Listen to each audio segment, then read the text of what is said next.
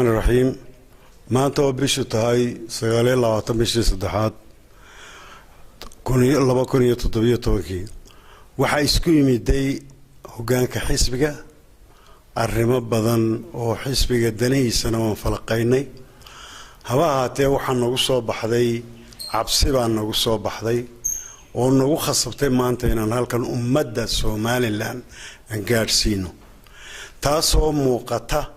kolkaanu indhaynay waxa jira iyo waxa lagu hadlay iyo waxa xukuumaddu wado in mar saddexaad la kordhin doono doorashada cabsidaas way la gashay waxayna nagu gashay kullayba waxa qolada hogaanka agteeda taagan iyo fasiri doonto waxa muuqata marka la yiraahdo dhaqaale ma jiro oo tolan laga ballan qaaday marka la yiraahdo mustambeed baa loo sameeynaya commissionka qaranka de aad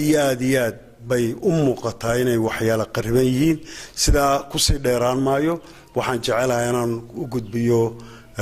odayaashan hogaanka kamida waxa weeye shalayto waxa dhacday in commissionku ay si wanaagsan u faafiyeen wixii laga sugayay oo timeline-ki iyo wixii ay raaci lahaayeen oo dhan ay ka sheekeeyeen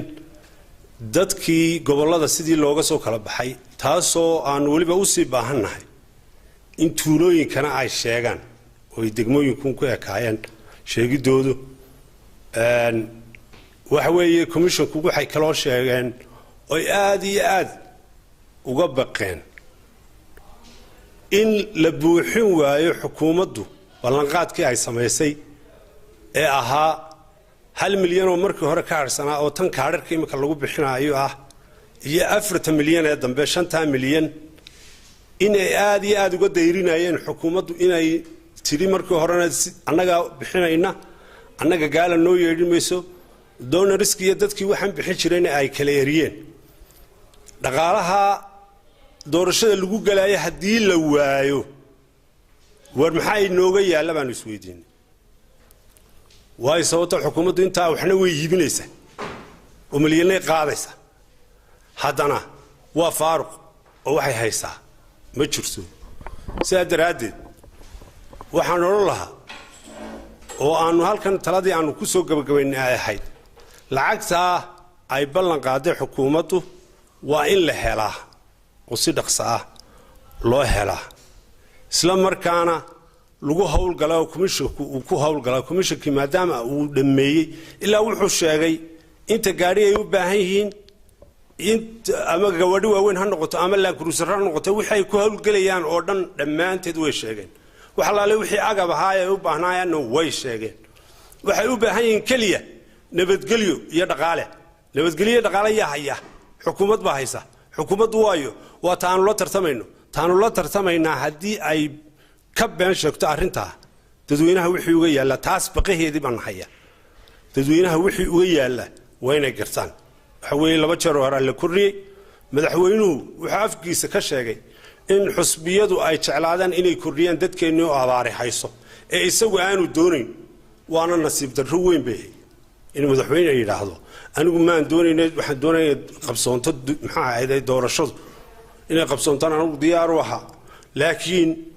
xusbiyada ay ga codsaday haayo annaga dadkayga u naxay hadii isagu u naxi waayay isaga head of state isaga ninka laga sugayo go'aan inuu qaato maalinta ay xuntahay waana maalinta kaliya historiga labadii sanadood iyo labadii bilood ee hore la kordhiyay wixii ay u digay damlahayn waa la arkay waxa weeye xukuumaddu markay doonayso inay wax iibiso haday tiraha nolol kordhiyo waqtiga ku soo yaraado dhibaatadeeda ay leedahay ma yeeli doono mana u dul qaadan doono ummadana waxaan u sheegaynaa inta cid doonarisoo lacag laga sugayana ma jirto iyada ballan qaaday xukuumadii ballan qaaday waa inaanu ka helnaa wixii oo ay sideedu socdaan waana labada point aan idin sheegay nabadgelyada iyo dhaqaalaha laga rabaa nabadgelyada deblis baynu leenahay debliskii shaqeeyaan iyo arrimihii gudaha iyo dhaqaalihii oo ay commissionkii commissionkuna way ballan qaadeen inay arrintii day to day ay socotiinayaan shaqadoodii maalin walba maalinta ku xigta ay socotiinayaan waxay qabanayeenna schedule ahaan timetable ahaan way soo sheegeen saadaradeed walaalayaal waxaan leeyahay dadweynuhu ha ogaadaan maalin walba wixii dhacaya waan u sheegi doonaa arinta kale ee ah commission laga dursgeliyo waxa sheegi doona Mr. Dahab marka ugu horeysa Ilaahay subhanahu wa ta'ala waxaan ka baryayaa abaarta ay naga soo jabiyo oo sida roobka wanaagsan inoogu bilowday Ilaahay noogu wado dhibaato weyn baa dalka haysata oo doorashada waxba lagu gaari maayo haddaan nimcadaas Ilaahay inoo siyaadiyo takowaad qodobka labaad waxa weeye runtii shirkan maanta oo hoggaanku qabsaday arrimo badan baa lagu falanqeeyay oo khuseeyo sida ay waayeelka hore sheegeen diiwaan gelinta iyo doorashada iyo habka kaad bixinta iyo waxyaalaha ku gadaaman ee iman kara waxa soo baxday sideedaba qarankan intuu jiray 25 sano qarankan jiray xukuumadan kulmiye waxa lagu arkay wax uguba oo waxyaalo badan oo uguba oo aan xukuumadii ka horeeyay lagu arag maamuladii ka horeeyay aan lagu arag waxa ka koowa in ay sharciga gacanta ku qaataan intaasoo jeer waa ogeedeen golihii baarlamaanka sharci dejinta ciidan baa lagu weerar hore ma dhicin intaasoo jeer waa ogeedeen xildhibaano qaran baa la xiray oo xabsiga loo taxaabay intaasoo jeer waa ogeedeen tii ugu dambeysay waxa ahayd sharci dejintii oo sharcigeedii laga qaaday oo labadii gole qaab foojari la isugu keenay oo uu madaxweynuhu sameeyay oo lagu fuliyay sharci aan sax ahayn waynu ogeyn xukuumad ka horeyso sameysayna ma jirto waxa maanta markaa alamtara soo dhaaf ah oo maanta hadalkan naga keenay waxa weeye baqdinta badan ee ku gadaaman doorashooyinkan muddo dhaafay ee sababteeduna leedahay xukuumadda kulmiye ma qabno inay awoodii ay wali ku qaban lahayd doorasho inay leedahay doonariski sida la sheegay way irido waxay tiri lacag idin kaga baahan waxaan ognahay lacagtii doorashada lagu qaban lahaa wali inaanay qasnadii ku dhicin commissionka lacagtii codbixiyaasha kaadhkooda lagu bixin lahaa wali inaanay ku dhicin qasnadii commissionka arrimahaas oo dhan waa arrimo keenaya lafa jab qarankan ku dhaca qarankan mar kale haday kordhin timaado micnaheedu waxa weeye marka la soo koobo micnaheedu waxa weeye waa Somaliland oo laga noqday way sababtuna waxa weeye dunidii way naga aamin baxday intaasoo jeer bay naga aamin baxday halka ugu sarreeyay guriga ugu sarreeyay madaxweynuhu joogo ayaa intaasoo jeer ballan cad laga qaaday ballantaas waxba ka socon waayeen maanta wax dambe lagu aaminaa ma yaalan marka waxa bay yimi sheeka cusub oo ka weyn wixiiba oo ah mustanbeed baanu sameeynaa iyo ka garnaqa doorashooyinka qarankan aynu leenahay ma qaran qabyo aba mustanbeedku de xamar buu yaalaa xamar waa meel la dhisayo aan jirin wey halkan 25 sano jirtay qarankani maxkamad sare uu leeyahay garsoor buu leeyahay golo xirdeejin buu leeyahay golo guurti uu leeyahay commission qaran buu leeyahay doorasho markii la yiraahdo commission qaran baa iskale isaga mustanbeeda oo mustahorreed ah madaxweyne wala غيره mid qof sameyn kara gudi doorasho ka garnaqa ma jiro